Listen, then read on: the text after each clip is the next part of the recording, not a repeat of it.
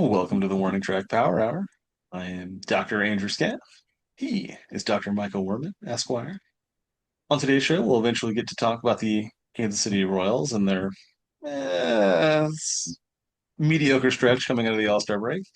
We'll do a little bit of the NFL offseason news. We're now in training camps.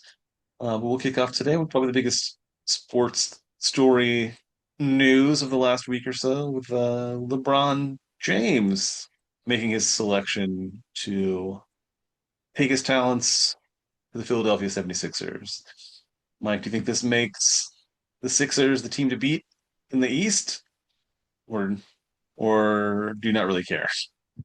I'm in between, I guess. I don't know if Yeah, they it's probably that makes them one of the favorites, certainly.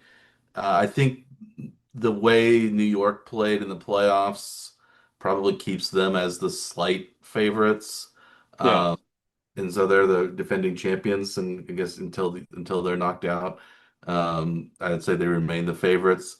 But this makes Philadelphia, which had some interesting moves in the offseason already, Yeah, when they had the Jalen Brown trade, most notably, um, has a pretty deep starting lineup now of players that can score 20, 30 points a game, especially if Embiid is healthy.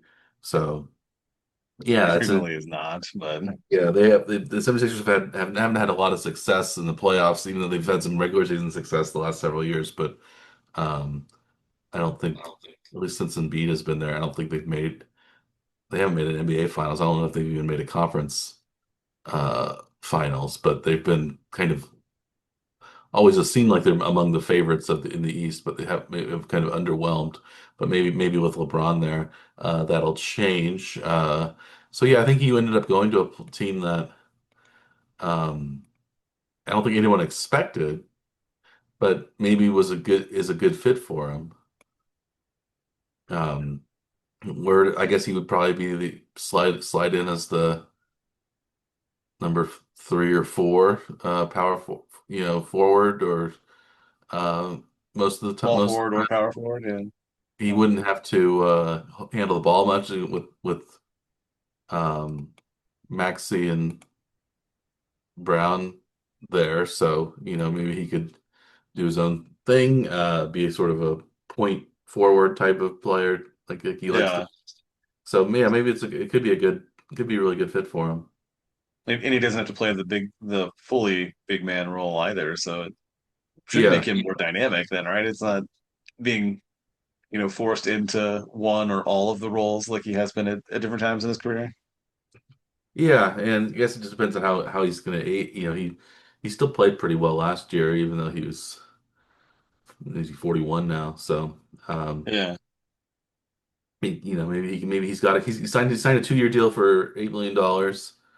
So And that may be the biggest thing that he's done, really, though, right? Is allowing a team to have a lot more freedom with salary by taking a much smaller contract because he'd only taken max deals in the past.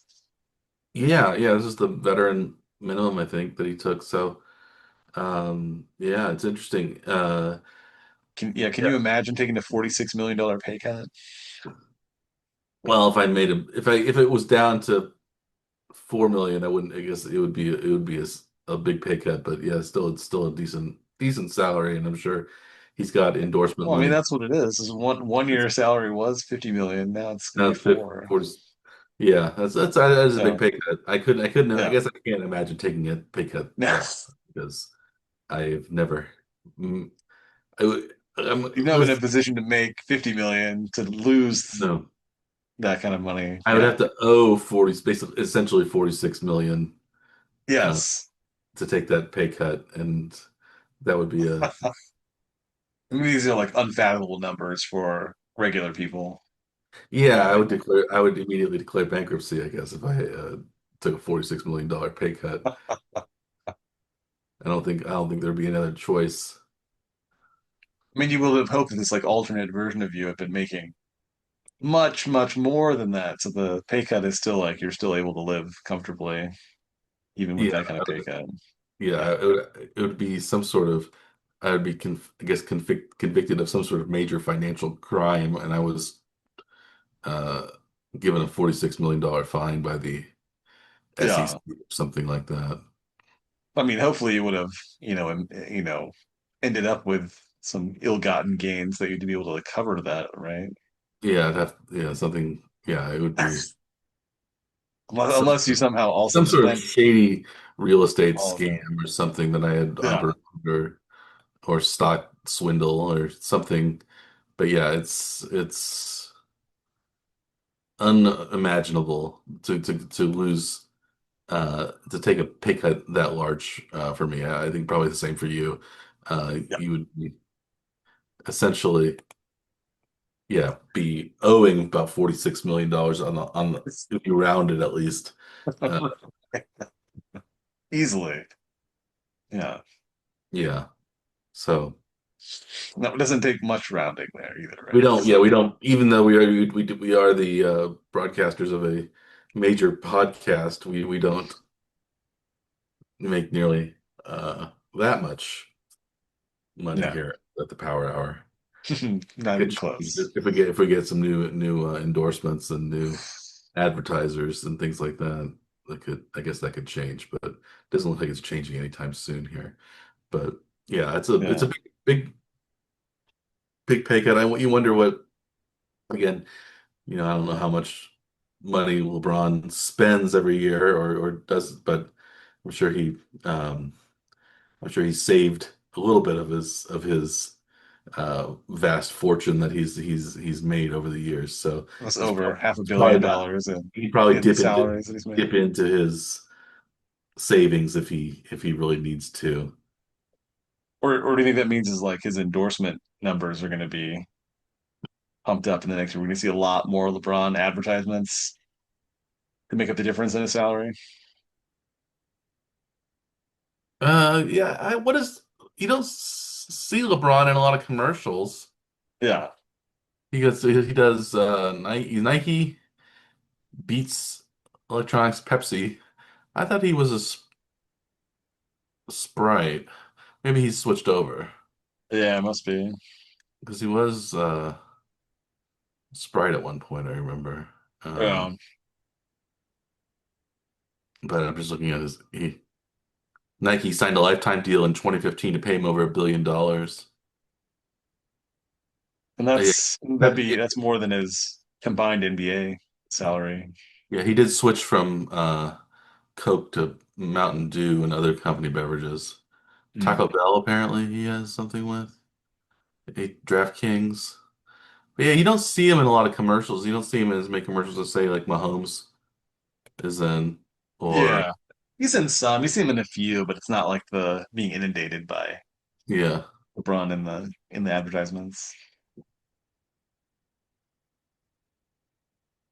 But but maybe now it will be though. If he's taking that big of a pay cut in Maybe his he'll be NBA in. salary, you would think that he would potentially want to, make that up elsewhere, and endorsements would be the easiest place Maybe to he'll see it. endorse a lot of local Philadelphia area products, cheesesteaks or uh, Yes. Philadelphia cream cheese, things like that.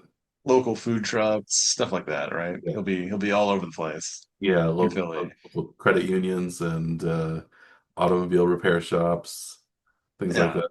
Be in a Hair lot of salons. local TV ads. Yeah. Yeah.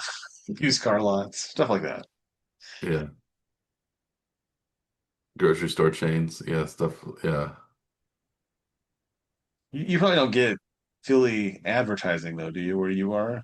No, not so much. You won't quite get to see if there is a big Uh, influx of the local LeBron no, ads. if I get stuff from Pennsylvania, it's Like Pittsburgh either area, right? It's Pittsburgh, or sometimes it's like Altoona, Johnstown, uh, stuff. But yeah, it's either Pittsburgh or that. It's Yeah. not the Philly side of PA. And if it's Yeah. usually mostly it's Maryland stuff, and sometimes even Northern Virginia. Hmm. But yeah, so we'll see how things turn out with LeBron and the 76ers. The other, so that's we're the NBA off season. So the off season doesn't end until usually October, I think, is when the NBA season starts. But we have the NFL off season sort of coming to an end, at least with training camp beginning in St. Joseph, Missouri, for the Chiefs at Missouri Western State University.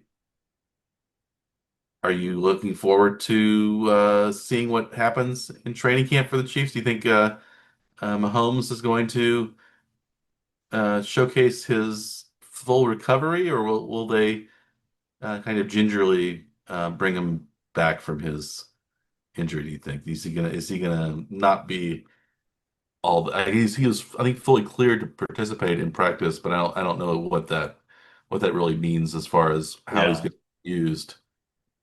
Yeah, does that mean they're going to be like using him as the number one QB from the beginning, or are they going to like sort of ease him into it? He probably doesn't really even need training camp to like at least be familiar with his teammates. He's known almost everyone there before, right? So there's nothing that like that, that they have to like learn each other, feel each other out a bit. It's more of a just yeah, how well does he move? Can he move both, like right and left easily enough, right, to escape like hits.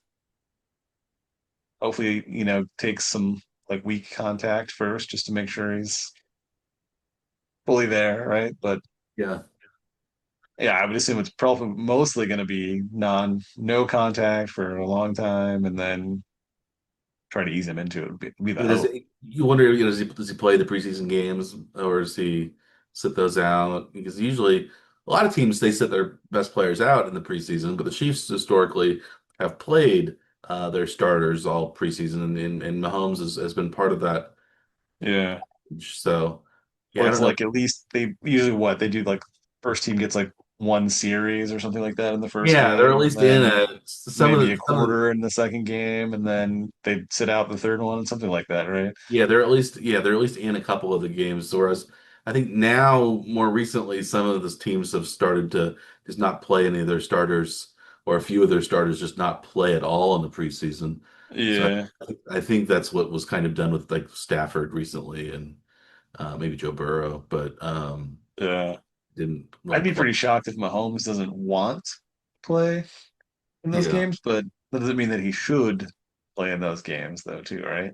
yeah. I do kind of want to. I guess you kind of want to see um, Justin Fields, see how he operates with the Chiefs' Yeah, first offense and just see what they might do with him in case Mahomes gets hurt again, or in case they decide to use him as a sort of gadget type player would be interesting, I think, too. It looks like the first boy. NFL game, the Hall of Fame game, is August 6th. And the Chiefs' first preseason game is August 15th against the Rams. Perhaps a Super Bowl preview if the Chiefs and I guess it would be a Super Bowl if the Chiefs and the Rams both made the Super Bowl, it would be a Super Bowl preview. Um, Yes. so that's August 15th, the Chiefs Rams first preseason game. So we'll see, I guess, how Mahomes. That's a little over 2 weeks away as this has been we're broadcasting this on July 28th, Tuesday. So we're recording this on July 28th, Tuesday. We're going to be publishing it in a couple of days Yeah. on the 30th of probably Thursday the 30th is our usual plan. We were off a little bit last week because of issues that I had, but yeah, we're back on the normal Only schedule. only a day off. It wasn't too bad. Only one day behind. Yeah, we were able to get that quickly put together thanks to Rushed through a post. Yeah. Dr. Dr. Scaff's technical savvy. The boys in the lab. We got yeah all the hardworking crew put it burned the midnight oil and worked. night and day to Exactly. get it all together for us. But yeah, so I guess the one thing uh, we've been dancing around, we're wondering whether we were going to talk about was the Eric Bieniemy story where his son has been accused of shooting his wife at their home in suburban Virginia. We don't need to talk about that story so much as I guess maybe it Yeah. affect the Chiefs training camp. I don't know if Mr. Bieniemy what his status will be. The new offensive coordinator brought back to be the new offensive coordinator. Um, yeah, it's hard how, what his role is going to be in the preseason, how that will affect the Chiefs' preparation for the season. We'll just put more stress on Andy Reid, who's getting older, and maybe the problem has been too much Andy Reid in the offense, maybe not enough outside thoughts, or maybe it's been not enough Andy Reid. Maybe it was too heavy with influences from assistant coaches like Matt, like your friend Matt Nagy. Do you have any inkling about what will happen with the Chiefs' offensive game plan now with this horrific news coming out of Virginia? I have no clue at all what to expect from this. I mean, the hope is that from the team perspective, from the family perspective, we hope they figure everything out and they find some way to deal with all of this that's going on right now.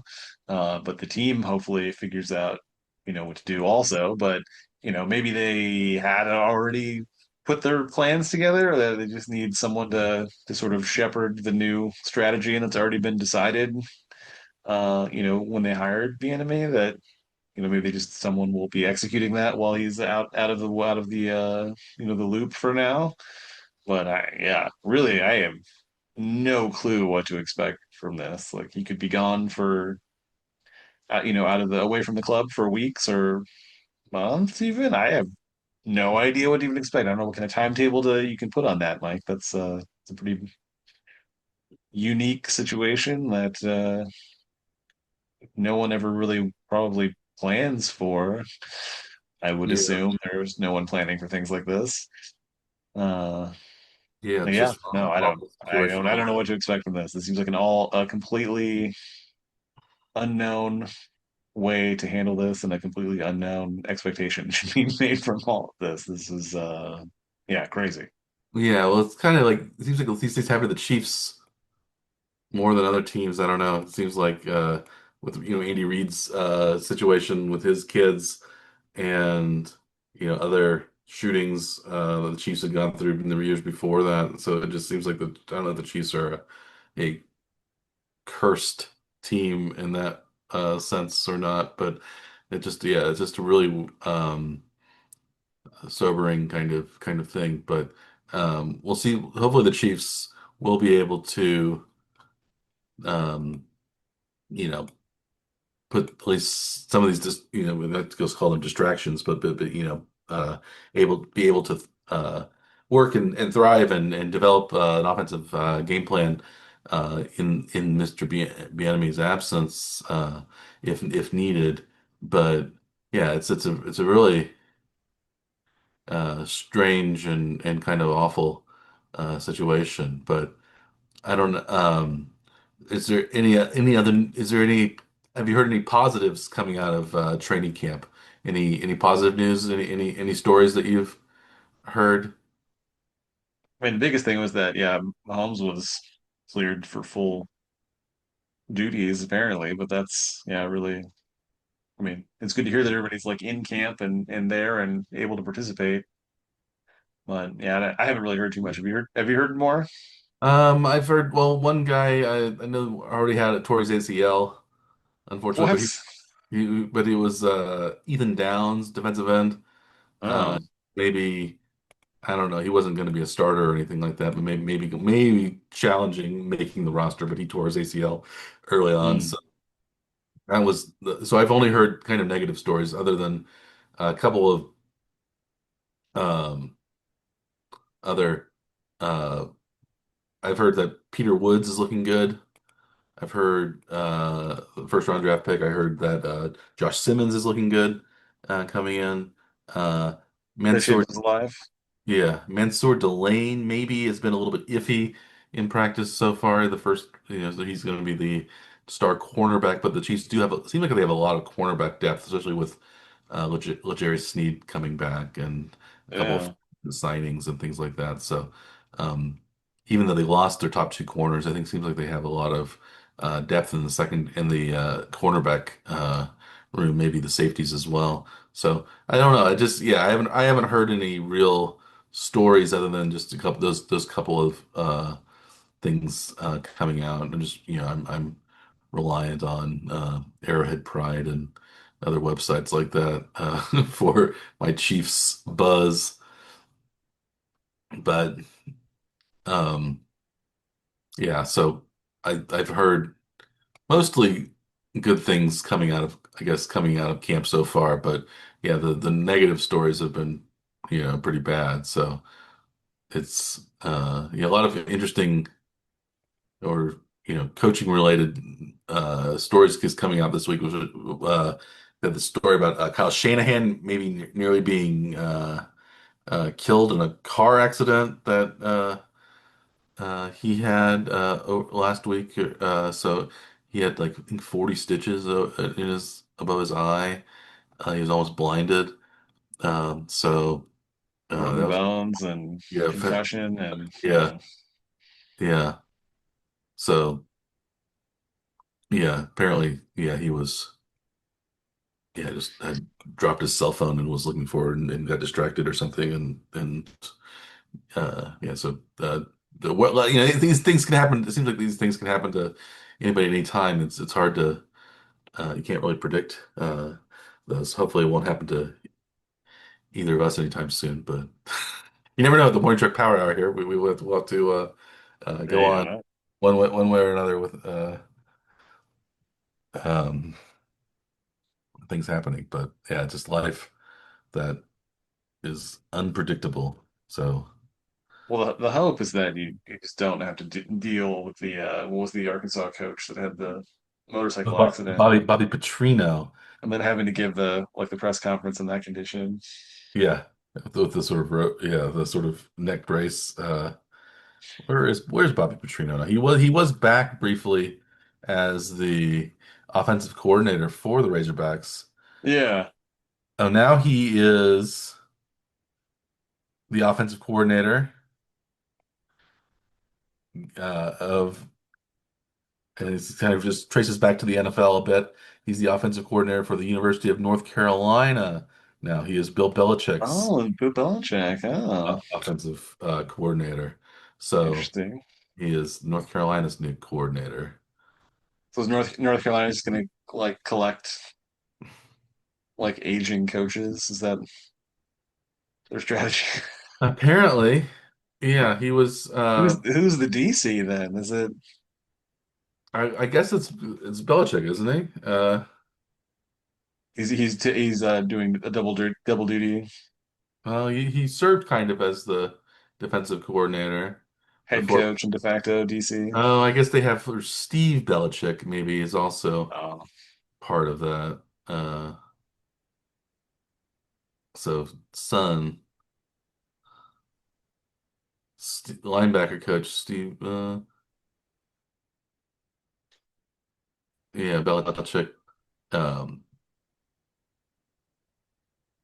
it seems like maybe one or multiple Belichick sons are on the coaching staff of North Carolina, so maybe at least one Belichick is in charge of the defense.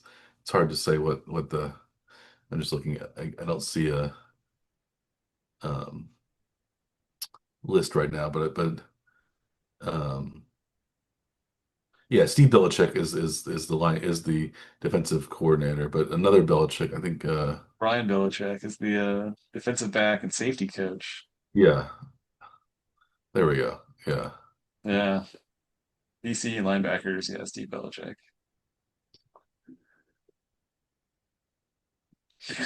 Over under on a number of Belichick. Belichick's on staff at North Carolina, Mike. 3.5. Over under 3.5. Yeah. What are you taking, the over or the under? Well, You know of three. no, it's 3. I don't know. Probably officially, maybe they're keeping it at 3. I don't know how many kids Belichick has. Uh, Yeah. whether he has brothers, nephews, cousins. I've got the full list. How many? Yeah, of the coaching staff from North Carolina. You found the whole. You found the list. Yeah. Is it Are you well? gonna take the over? Or are you gonna take the under? Um, You tend to like to take the under. yeah, I'll go under just because I think that's probably they probably won't list the other ones. There are no, well, there's no other, named Yeah, there Belichicks. could be other relatives There that are there could not. be relatives that have, married into the family or something like that. But yeah, yeah. There is one other recognizable name though on the coaching staff though, the running back coach, Natron Means. Oh, Natron means former San Diego Charger running back. Yes. Then San Diego. Then San Diego. Yeah, so it says I was correct in saying San Diego, Yes, you were correct. but It's like because we've been saying San Diego so many times incorrectly, and we're like, oh yeah, yeah, yeah. Well, one of us has to correct the other one all the time. It's like they're in Los Angeles now. They've been there for a while, right? not that long. Yeah, but yeah. So yes, you were correct. To Take the under on at 3.5 Belichick's on the North Carolina Tar Heels football coaching staff. Hmm. Um, yeah, I was. Yeah, I'm a little. I guess. Yeah, I'm a little surprised that about Katrina. I think they'll probably be a better team this year, but it's still yeah. I don't know how good they'll be, and this is one of those weird, still kind of weird thing that why is Bill Belichick coaching at North Carolina and not in the NFL, but we have that's what we have going on. So Yeah, Petrino is replacing Freddie Kitchens hmm, former Cleveland was Brown. the previous Yeah. OC.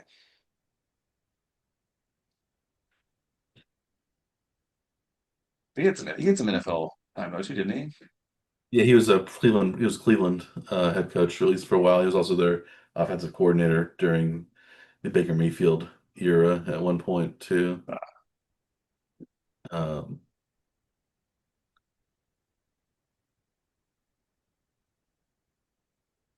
Yeah, yes. Well, we'll see how the football training camp turns out for the Chiefs, and now maybe we'll have some other stories as we go, and hopefully more positive stories coming out of Chiefs camp in the next coming weeks. But we do have maybe we'll switch to our final major topic of the night and talk about the about baseball. I have a couple of factoids related to non-Royals baseball. great. If you want to mention those, should we mention those before we get to the Royals? Are they positive or are they negative though? So They're not Royals related. I'd say more interesting than either positive or negative. yes. All right, let's do it. Let's do it. Okay. Um, so Toronto Blue Jays pitcher Shane Bieber had a start tonight against the Washington Nationals. Uh, he pitched 2/3 of an inning. Not a very good start. How many walks did he issue in those 2/3 Ooh. of an inning?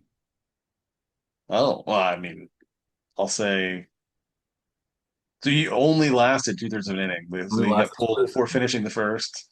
So he He must have given up.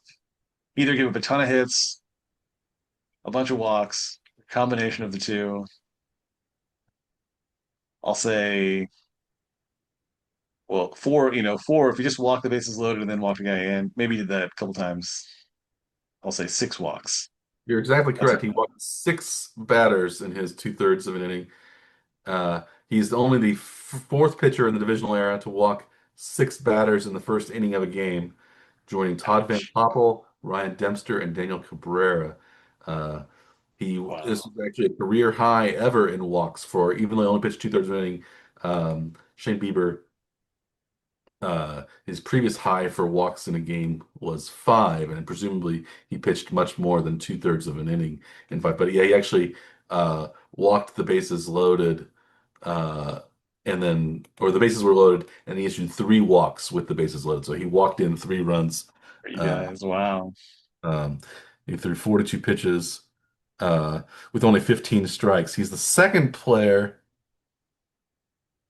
this season to throw that many pitches with so few strikes. Do you know who the other player is? This is maybe a closer to home reference. You might remember this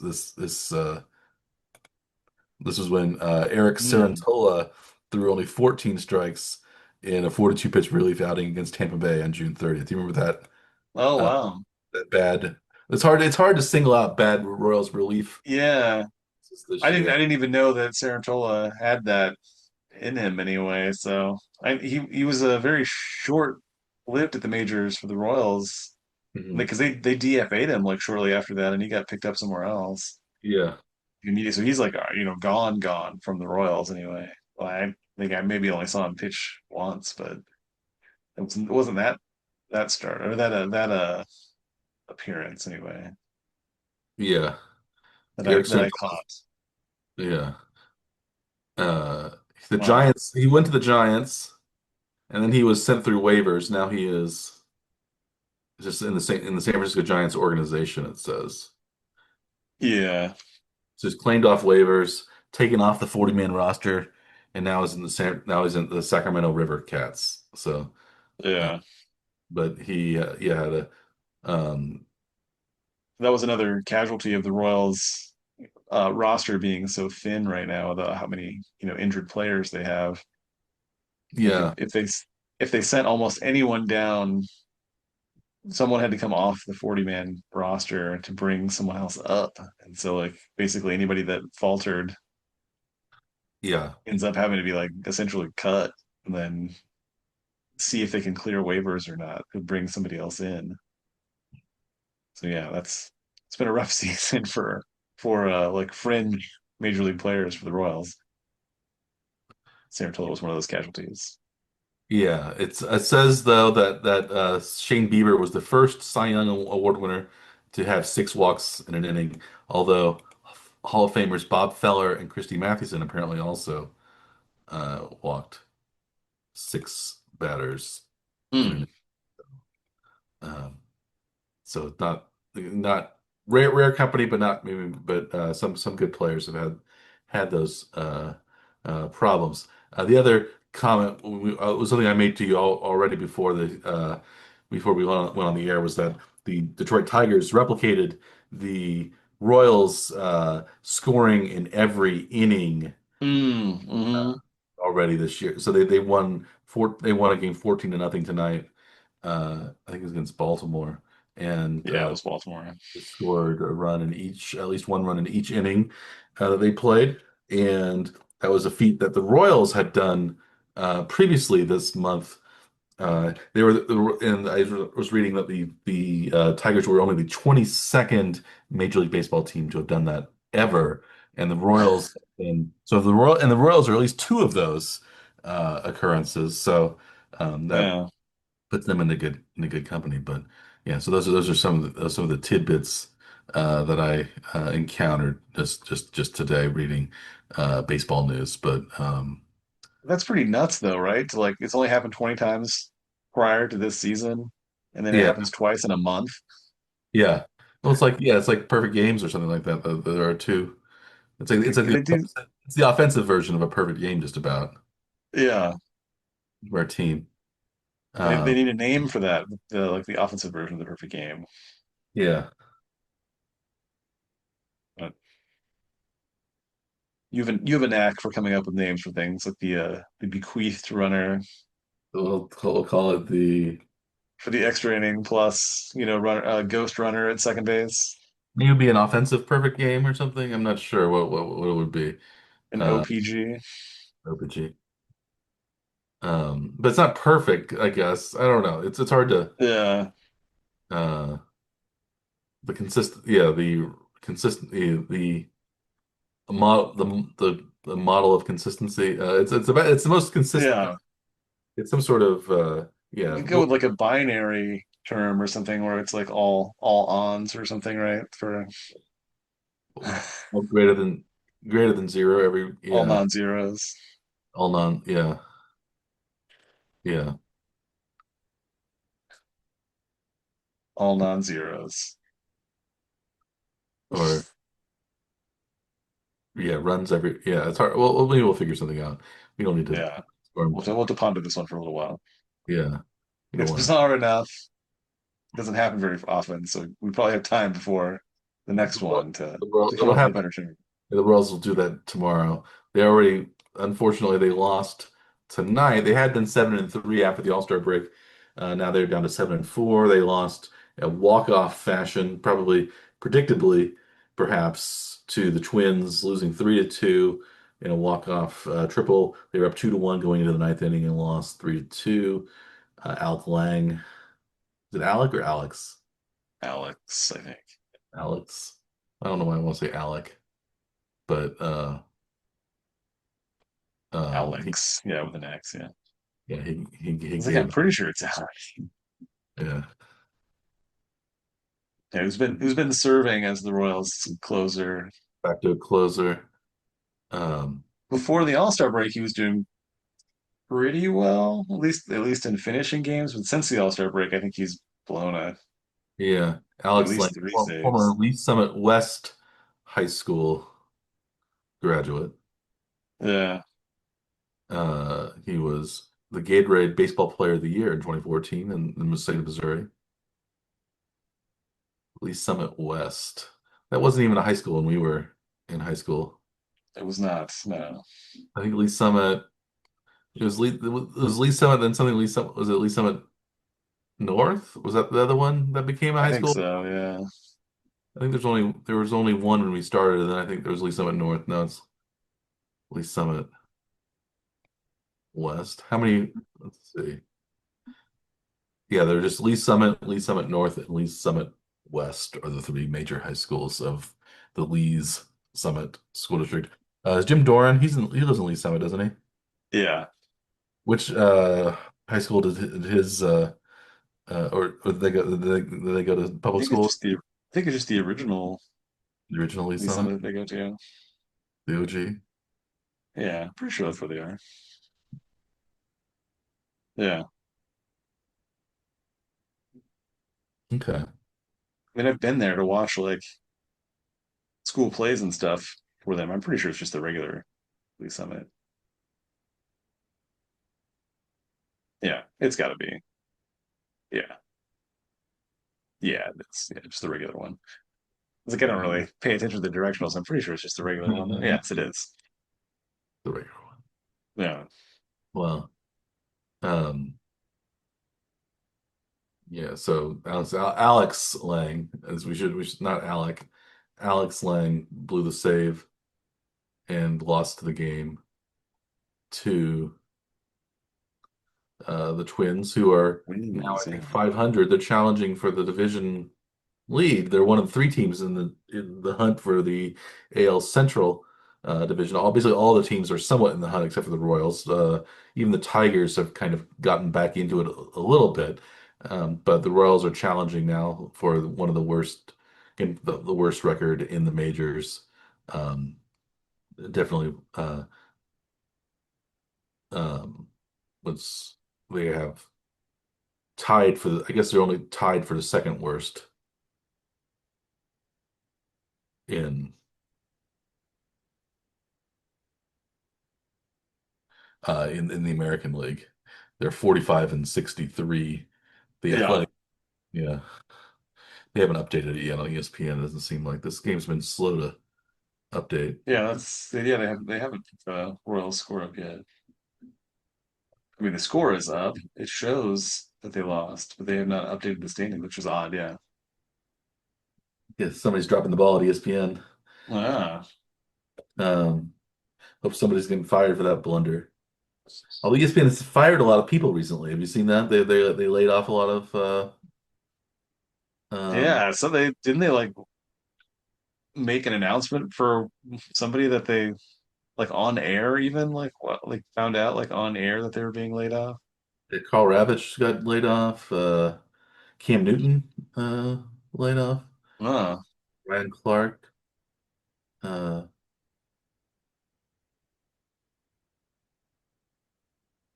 yeah, it seems pretty crazy. Their budgets are tight. They're like having to shed salaries from their like analysts, when they're spending like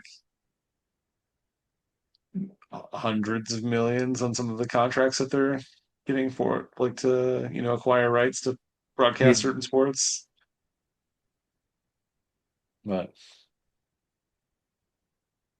I guess it's just how it goes. It's a different scenario than we're accustomed to, right? yes. Yeah, so we'll see what happens with the worldwide leader in sports. But yeah, they're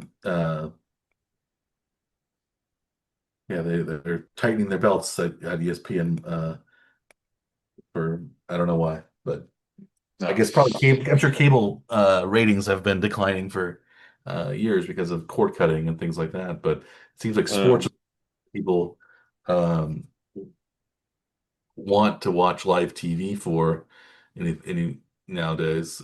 So yeah. Well, ESPN has like a standalone, app uh, and yeah, yeah, things. streaming service that you can get too. So Yeah, it's part of Disney.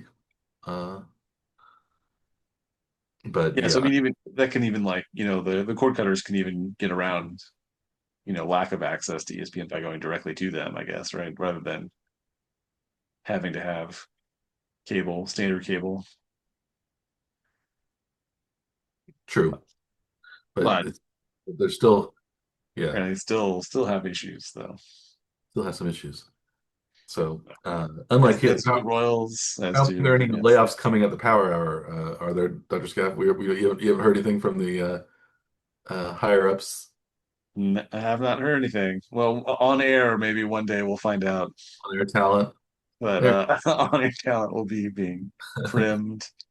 And one of these boxes will just shut off, and then that'll be that, I guess, right? Color bars will come up.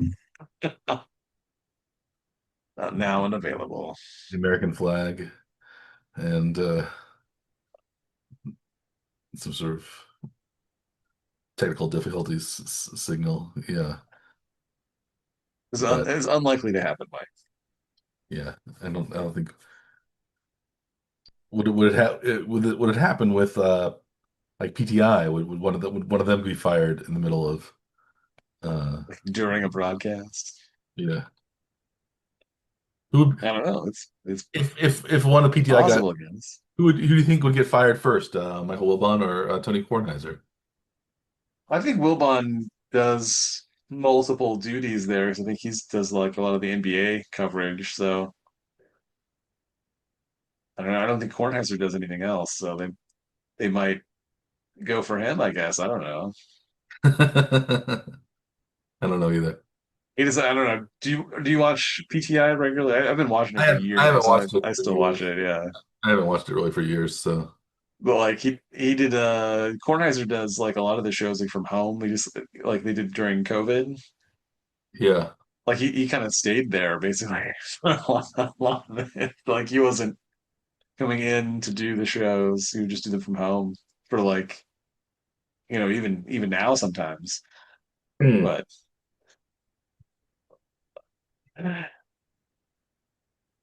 yeah, but they have like trimmed the shows around ETI because like highly questionable and around the horn have both ended their runs.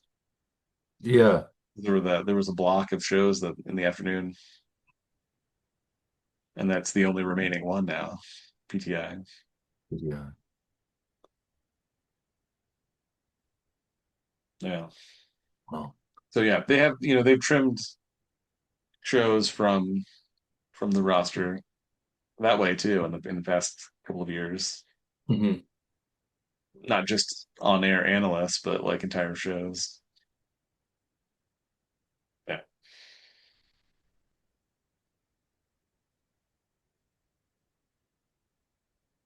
Well, yeah. I don't know.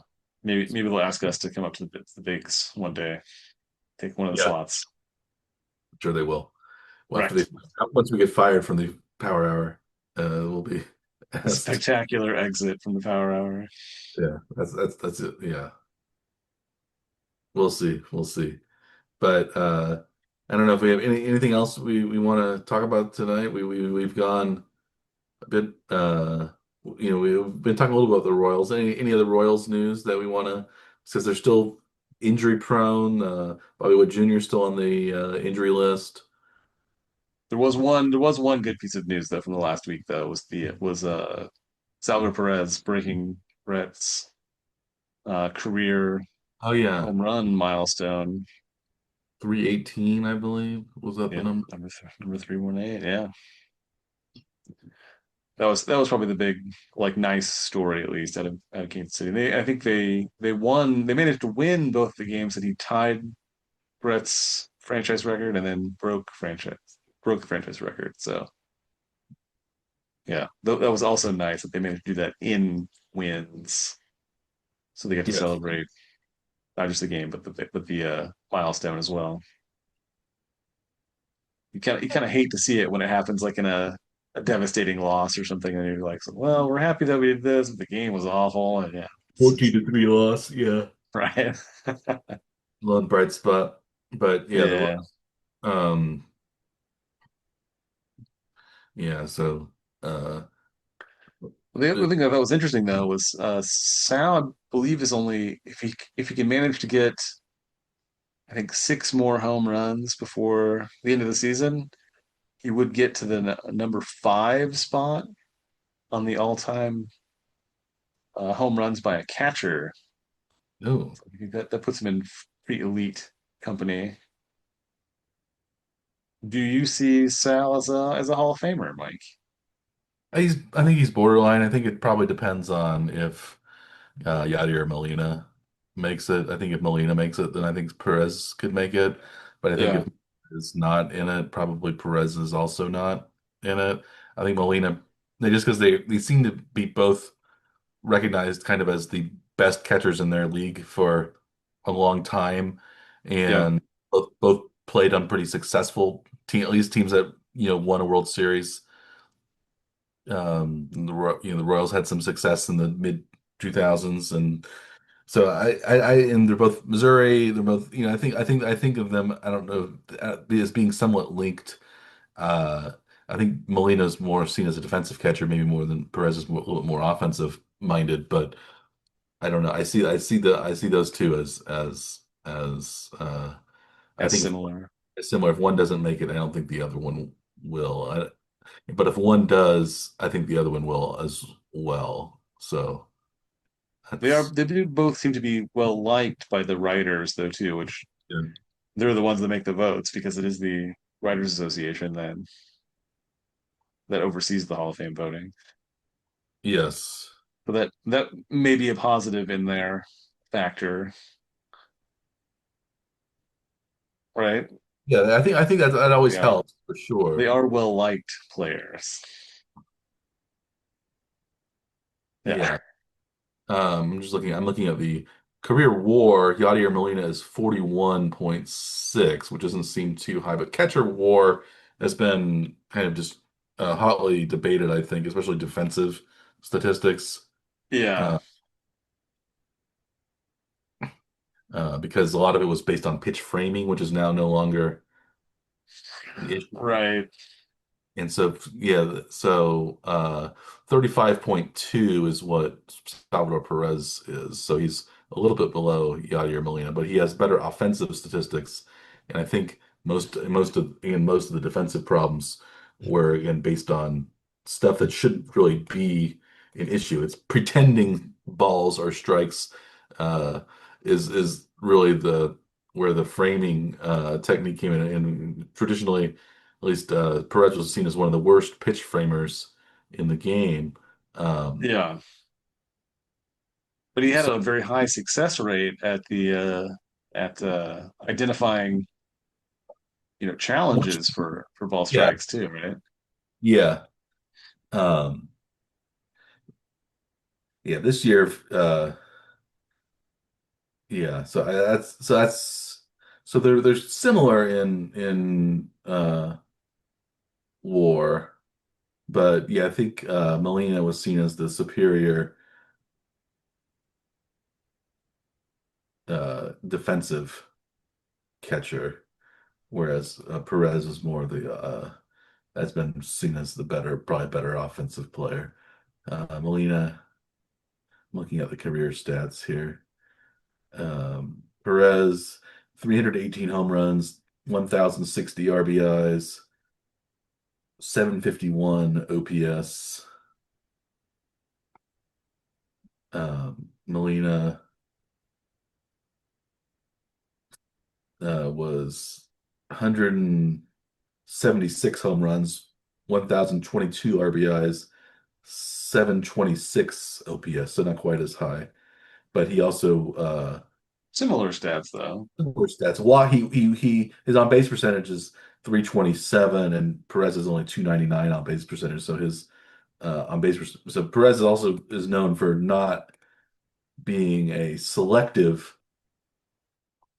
hitter, not Right. known for his not known for taking a lot of walks either. So which has probably hurt him in some of the offensive categories as well. Um, and I think Molina was seen as having a better eye or a more patient eye uh, in his career, but neither I think known exactly, especially for a lot of walks. But uh, yeah, in terms of 542 career walks for Yadier Molina in a 19-year career. Uh, Perez 288 walks in a 15-year career, so almost So many tw walks. twice as many walks for Molina. Um, So what was Molina's on base percentage then? It has to be like 320, significantly higher, right? 327, Yeah, 299%. but Sal's slugging is much higher. Yeah.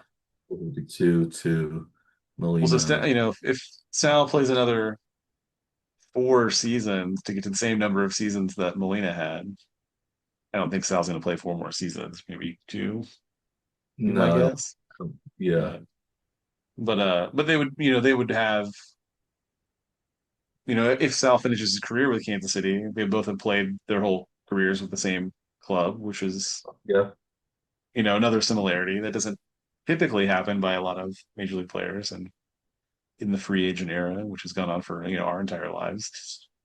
So you don't really see that a whole lot. Some players stick around, but most move around at least once, right? yeah. It's hard to stay with the same team the whole time. Even players you think are going to be on the same team the whole career, or end up, if I, this is one thing you think of with Mahomes for the Chiefs. Is he going to stay with the Chiefs this whole career, or is he going to be like Tom Brady or Joe Montana or one of these players that plays almost their entire career with one team, but then the last Aaron year or two, Rodgers, Brett Favre, yes. yeah, There's usually somebody at the end of their career, yeah, they end up bounce around a being little. wedged out or something, right, by their club. Yeah, it happened.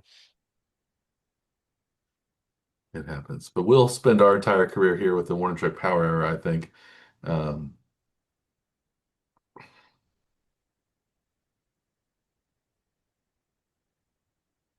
Unless someone develops full beyond warning track power, Mike. Is that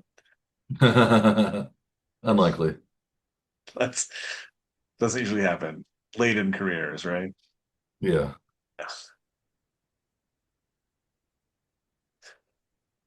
Uh, you do tend to like the Hall of Fame similarity scores though too, don't you? You look at Sometimes. those for so yeah. Molina looks like to be a shoe in. by the Hall of Fame monitor at like 169 was his current score. Mhm. Likely Hall of Famer's 100 score. Sal as of right now is at 105. So they are both over the threshold Okay. for likely Hall of Famer. Yeah, because I think that takes into account like championships won, MVPs, stuff like that too, right? Get Mhm. compiled into that Yeah. Hall of Fame monitors number. Yeah. Batting titles, home run titles, things like that. Yeah, which Sal has one home run Mm. title. Yeah, he had 48 home runs a few years ago. Yeah, that was the club record or tied the club record for home runs. Yeah, with Jorge Soler. Yeah, that was in 2021 that Sal had 48.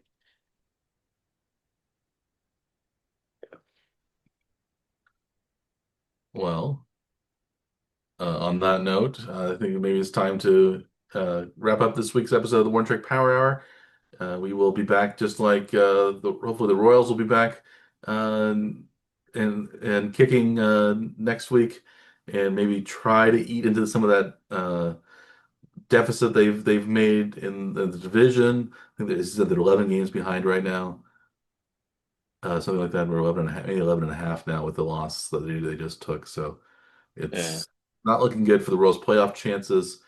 But you never know what's going to happen in baseball. Anything can happen. the Red Uh, Sox just had a 15 game win streak and they're like right around 500. So yeah. that would put the Royals back around 500 with 15 game win streak. So that's all you need, Mike. Just a 15 game win streak, And, it was- and and it- then you have to play better after that still. So that's all it takes, though. One little 15 game win streak, Mike. yes. And yeah, 15 game winning streak. Yeah, the Red Sox are 55 and 50 right now, and they are in the wild card. They're a second wild card position Yeah. behind the Yanks. So you have that going for them. Okay. Well, so yeah, so we'll expect by the time we roll around next week, probably 7 or maybe 6 games winning streak for the Royals between Yeah. now and the next broadcast. So they'll be 40% of the way there, and then Yeah. their 15 game win streak, I'm sure, will elevate them back into contention in the mediocre AL Central. So uh, we'll assume that's going to happen, and we'll be shocked if it doesn't happen. I think here at the Power Hour next week. That's how we So, do it around here. that's how it works. We expect the unexpected, and we Then are are devastated when they expect it to happen. yes, it's a great way to go through life with unrealistic expectations. Ooh. So, speaking of unrealistic expectations, you couldn't have expected this show to keep going on forever and ever. We will end it right now. As always, I am Dr. Michael Werman. He is Dr. Andrew Scaff. We are the Warning Track Power Hour. Please like and or subscribe to our YouTube channel and or our podcast, which is available on many different podcast delivery platforms, including the one you likely use most often. We are happy that you stuck around with us today, and we appreciate your patronage, your listenership, your viewership, and again, we appreciate having you as part of the Warning Trek Power Hour family. So, from all of us here at the Power Hour, from Dr. Scaff, from me, we uh, wish you best of luck this weekend if you're making bets on preseason NFL football. We hope you're making bets on preseason NFL football coming up. The Hall of Fame game is only coming up on August 6th, so it'll be well. I guess maybe we'll have a betting guide ready for it next week. Yeah. So There's one thing that we know about preseason betting is you need to make those bets early. early. Well, we talked about betting the under as being popular as being the way to go. It's worked it has worked in the past preseason. I don't know if it worked last year. It worked 2 years ago, I think, under bets in the preseason. So Uh, Yeah, we'll see. We'll see if the under still holds in the preseason. So you have that to look forward to coming up. So we have NFL news. It's going to keep ramping up as the season gets closer and closer. We'll have our quarterback preview episodes, presumably, if we decide to do those again. I don't know if we will or not. It's a lot of work, but maybe we can get it done. maybe we can figure out some abbreviated version of it. Yeah, because Just reference previous years for anybody that yeah. you've already talked about before. Yeah, we'll see how that goes. Yeah, But maybe we can do a little maybe with a little less preparation and just winging it more. yeah. We can do the I've been quarterback. winging it for a couple of years on that one, Mike. I don't know. It's been you've been pulling the heavy load on that one Yeah, for a while. yeah, it's a lot of work, but it's some of our most popular episodes, but they True. also last the longest of all our episodes too because they're going to go for hours and Yes. hours. So it's Sometimes, a marathon. broken up into multiple parts. Yeah, sometimes it Yeah. happens. We'll probably have to start thinking about it beginning next week, one way or another. So Yeah, we'll have that going for us because the NFL season is fast approaching. We'll be approaching in the beginning of September, so we'll see how August turns out for the Power Hour. So yeah, we'll think about NFL previews, and we will definitely keep following the Royals and keep following any other sports news that happens. And we will be back with you next week for an all new episode of the Warning Track Power Hour. And we appreciate having you here. And as always, we wish you a good day.